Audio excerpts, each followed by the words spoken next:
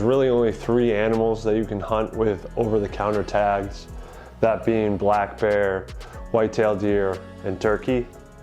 In this video, I wanted to show my season from 2024 to 2025. I haven't hunted black bear in about 8 years. Actually, to the date, it was 8 years from the day that I last shot this bear, which was a sow that weighed 300 pounds. I lost the meat from that animal as I thought I was prepared, but that saying, you don't know what you don't know, is really true. I thought I had the right setup. I had bags of ice. I skinned it and tried to quarter it and get it in the refrigerator as quick as I could and then process it the next couple days. It turned out a couple days later when I went in, it was rancid and I had to throw it all away.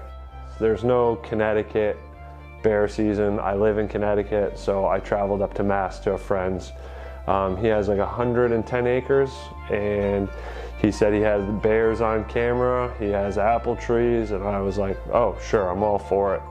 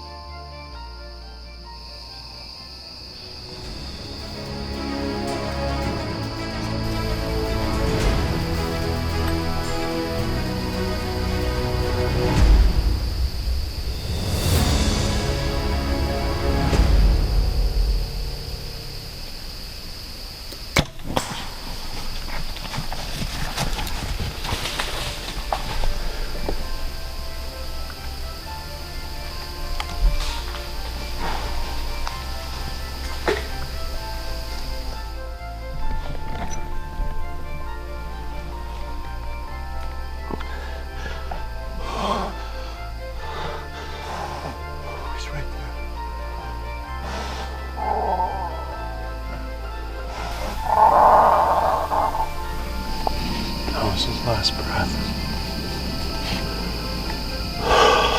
Man, that's tough. Died right behind my tree. There's my arrow.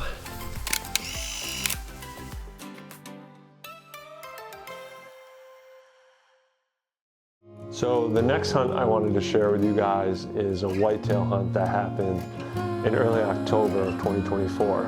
Probably one of my best hunts from a wildlife standpoint. I had a bear sow with 4 cubs climb the apple trees that were out in front of me. Apple trees are kind of a theme so far. I've, pinpointed apple trees early season at both these hunts.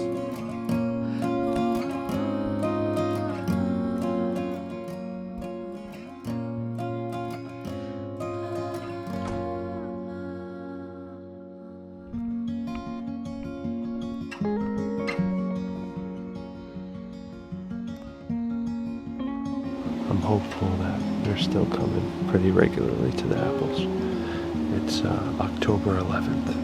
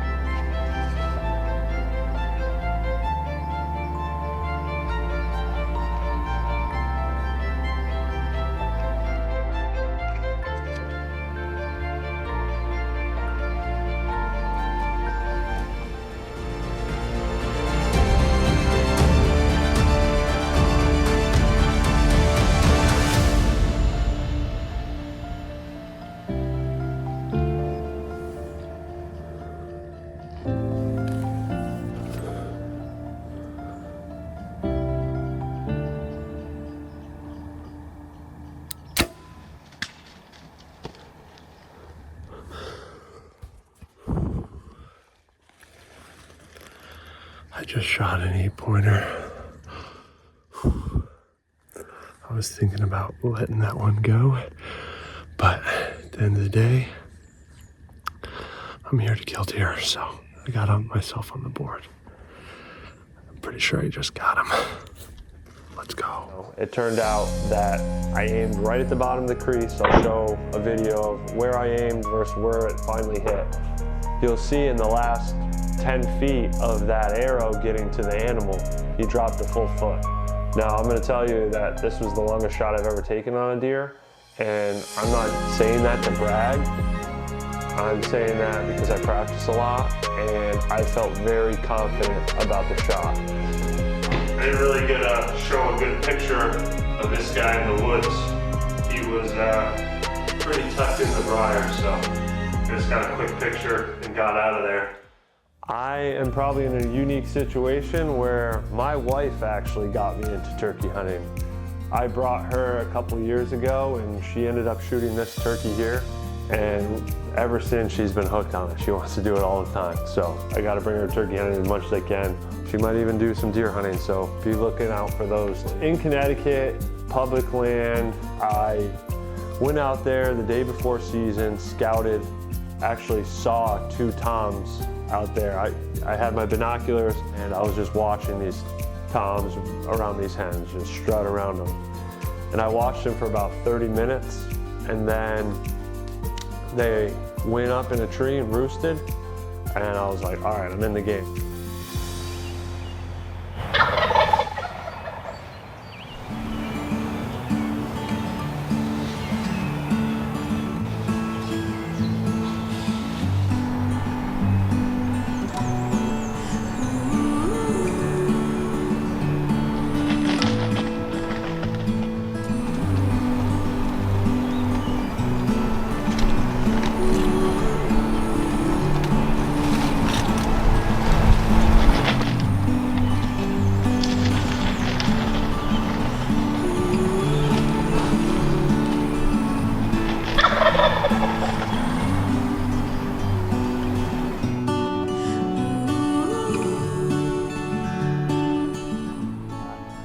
Coyote runs the edge of that cornfield, and they all just go right back up in the trees that they came down from. I've never got to watch, a turkey roost for that long. I got the one up in the tree, I got some video of them puffed out, coming back. It was just a really cool hunt.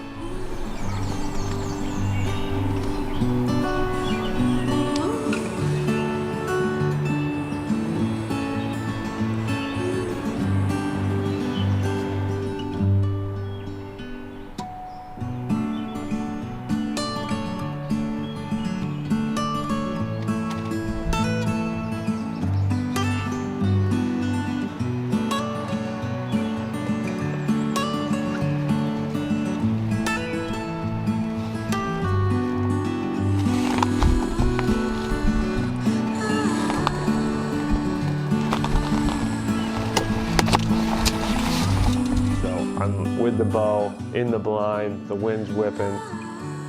Eventually they kind of work around and come in towards me, and then the wind gusts. I'm just holding the top of the blind so it doesn't fly away because the wind's blowing, and this part collapses down right when they're coming in, so I just slowly push it back up. Why it's still pretty windy, I was able to get it done, but that's a lesson learned. Staking your blind isn't enough. You gotta put like rocks. I figured out after that, I put 20-pound rocks in each corner, holding it down so that if the wind blew, I didn't have to hold it. But, so they go back out, and not too long after, they decide to come right back in, and they come in running.